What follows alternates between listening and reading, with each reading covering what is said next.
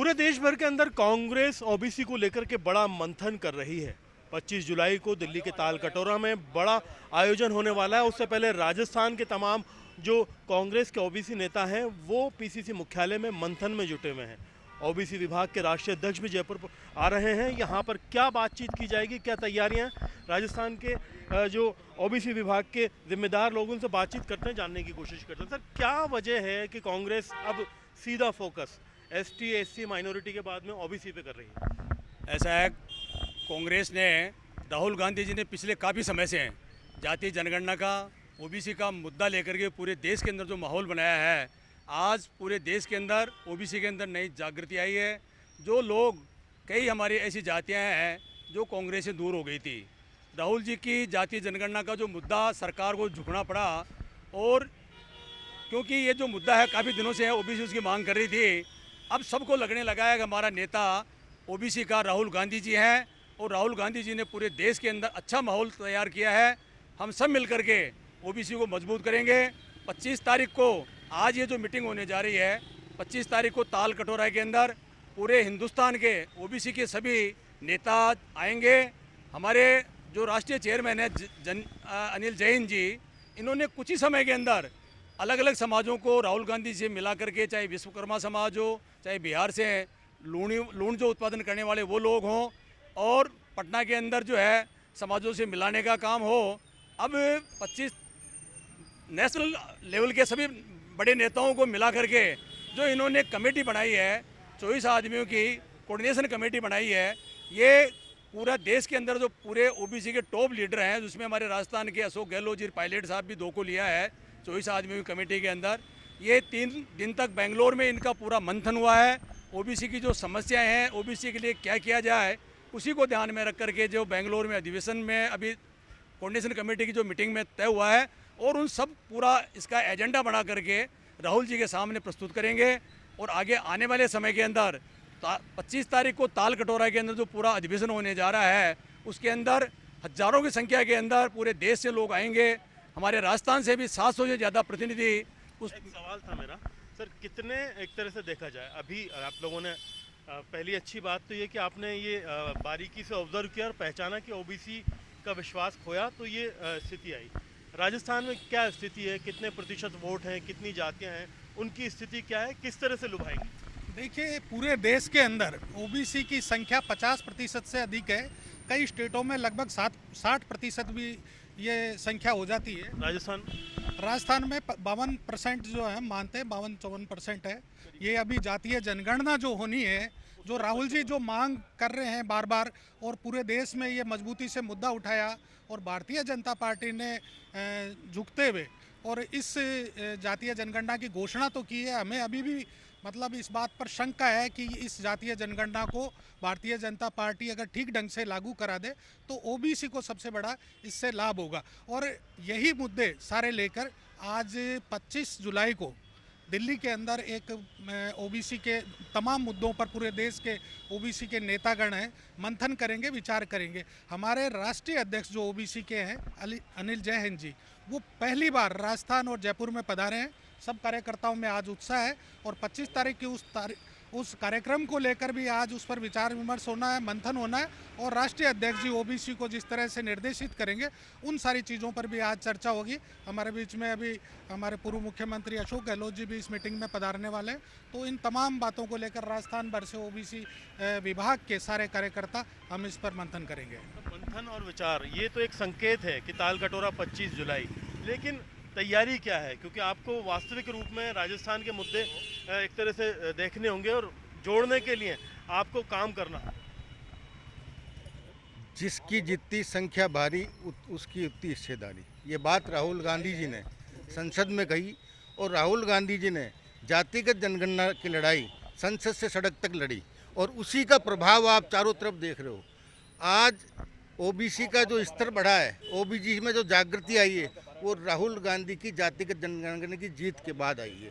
आपने देखा है, राहुल गांधी ये चाहते हैं कि ओबीसी की वो वंचित जाति जो दूर दराज में बैठी, अंतिम छोर पे बैठी है, जिसको आरक्षण का लाभ आज तक नहीं दिया गया है, सत्ता में हो, चाहे संगठन में हो, चाहे राजनीति में हो, वो लाभ दिलाने की बात राहुल गांधी कर रहे हैं। और उसी संघर्ष को लेकर के ये सारे लोग आए हैं कि राहुल गांधी अंतिम छोर वाले आदमी को आगे लाने की बात कर रहे हैं, तो हम राहुल गांधी के साथ कंधा से कंधा मिला करके और ओबीसी आने वाले टाइम में 2029 में राहुल गांधी को इस देश का प्रधानमंत्री बनाएगी, क्योंकि पूरे देश में 55 से 60% ओबीसी के लोग हैं। अभी क्या स्थिति है? आप लोग सब लोग यहाँ आए हैं, विचार मंथन करेंगे, क्या बुनियादी मुद्दे रहेंगे? बुनियादी मुद्दे तो हमारे यही हैं कि जो अभी ओबीसी के लिए लागू किया राहुल गांधी जी ने जो लड़ाई लड़ी थी, तो उसी मुद्दे के लिए हम लोगों ने मीटिंग रखी है। और हाँ, और एक चीज़ और कहना चाहती हूँ, मैं राजीव गांधी जी को भी याद करूँगी कि जब राहुल जी भी ओबीसी के लिए लड़ाई लड़ रहे हैं कि इनको भागीदारी मिले, हमारे राजीव गांधी जी ने भी महिलाओं को इनको 33% की भागीदारी दिलाई, जिससे सभी जाति आई थी 33% में। आप देखिए कि कांग्रेस ऐसी पार्टी है जो कि हर महिलाओं की, पुरुषों की, सारी जाति की लोगों की लड़ाई लड़ती है। तो हम तो यही अपील करेंगे सब बुनियादी मुद्दे की अगर बात करें, एक जो ओबीसी के लिहाज से आप लोग लंबे टाइम से एक्टिव हैं, कांग्रेस को भी ज़रूरत पेश आई और एक तरह से देखा जाए भाजपा कहीं ना कहीं पिछले 2 बड़े चुनावों में केंद्र के में ओबीसी चेहरे के रूप में खुद पीएम नरेंद्र मोदी को बनाने में कामयाब रही।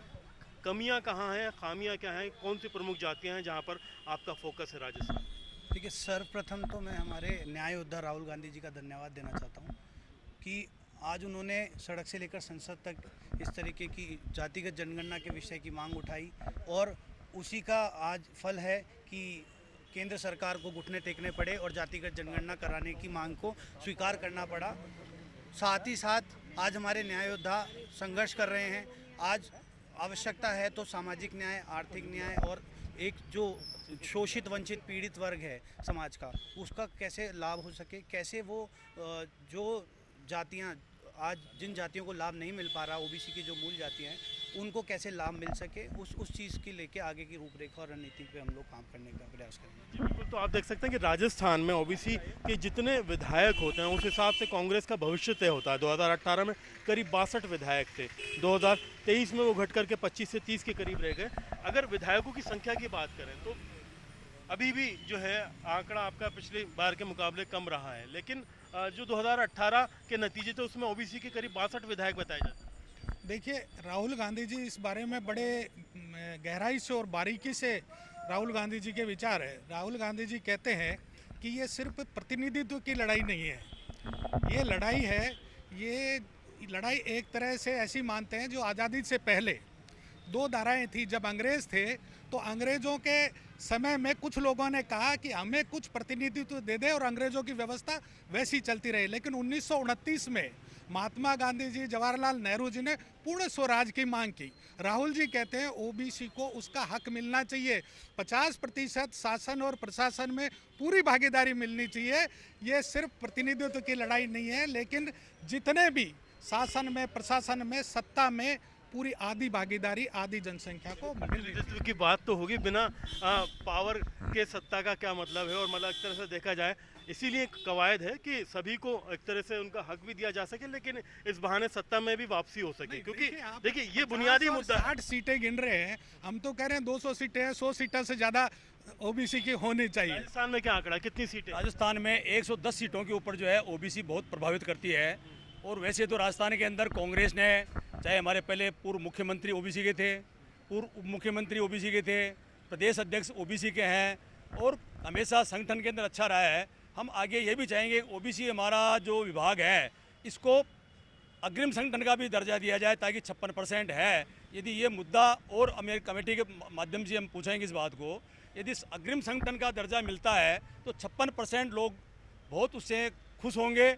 आज भी वैसे चाहे विधायक हो, एमपी हो, हमारे तीनों जो भी एमपी है राजस्थान के अंदर तीनों ओबीसी के हैं।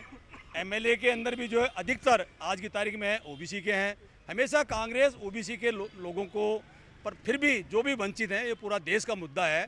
जो सत्ता और संगठन में अच्छा तालमेल हो, सब लोगों को प्रतिनिधित्व मिले।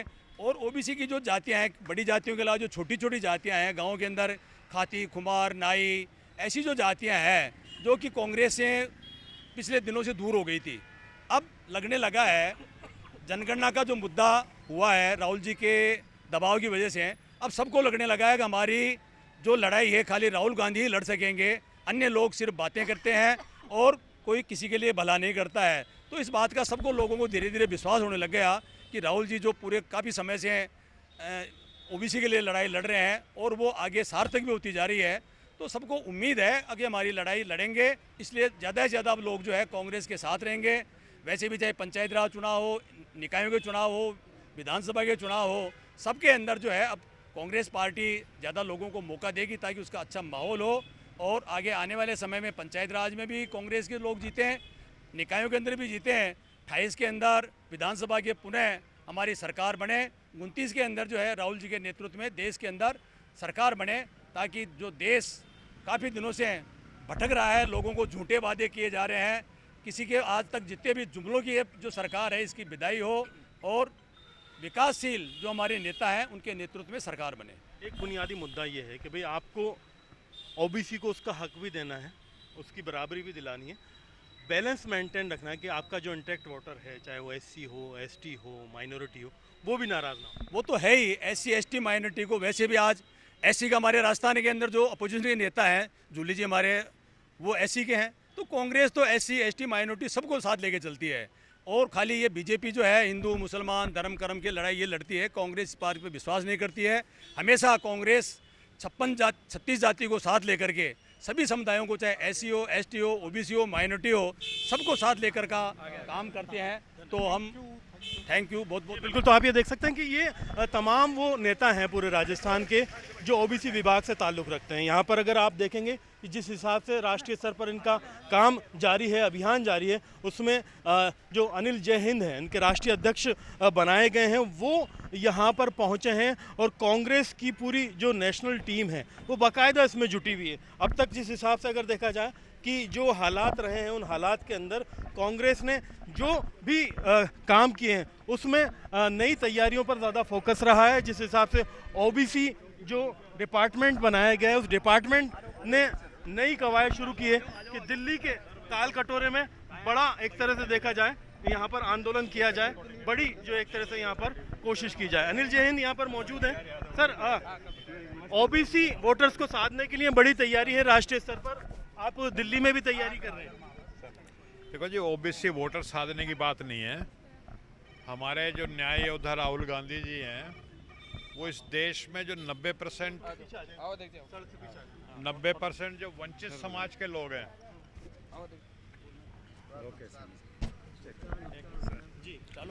वंचित समाज के लोग जो, नमस्कार बहन जी, धन्यवाद, जो वंचित समाज के लोग हैं 90% हमारे देश में, जो भारत का जो पावर स्ट्रक्चर है, जैसे कॉरपोरेट वर्ल्ड हो गया, सुप्रीम कोर्ट हो गया, या ब्यूरोक्रेट्स में जो बड़े बड़े मंत्रालय के जो सेक्रेटरी होते हैं, उनमें इन 90% की भागीदारी नहीं है। तो राहुल गांधी जी न्याय योद्धा हमारे, इनकी भागीदारी की लड़ाई लड़ रहे हैं और इसी सिलसिले में हम यहाँ पे आए हैं। असली मकसद वोट का नहीं है जो आप कह रहे हैं राजनीति या वोट साधने का, असली मकसद ये है कि देश की 90% जो जनता है उसको बराबर, मतलब मुख्य धारा में लाया जाए। लेकिन पॉइंट्स तो तय किए होंगे, कहाँ नाराज़ थे लोग, किस तरह से मनाएंगे, किन किन को मनाएंगे? नाराजगी की बात है ही नहीं, नाराजगी की बात नहीं करने आया है। राहुल गांधी जी लड़ रहे हैं इस देश में कि 90% को भागीदारी मिले, बस ये लड़ाई है। हाँ, तो आप देख सकते हैं कि आप अनिल जय हिंद राष्ट्रीय स्तर पर इन्हें बड़ी जिम्मेदारी मिली है, ओबीसी जो है डिपार्टमेंट के हेड हैं, यहाँ पर पहुँचे हैं जयपुर में। राजस्थान के तमाम जितने भी एक तरह से कांग्रेस के ओबीसी के बड़े नेता हैं उनसे बैठ करके बातचीत करेंगे, संवाद करेंगे। राजस्थान में ओबीसी जो एक तरह से देखा जाए वर्ग है, उसमें कांग्रेस अपनी मजबूत पकड़ बनाने की तैयारी करी, कितनी कामयाब होती है देखने वाली बात होगी। कैमरा पर्सन अविनाश के साथ में अरबाज अहमद, न्यूज़ 18 के लिए जयपुर से।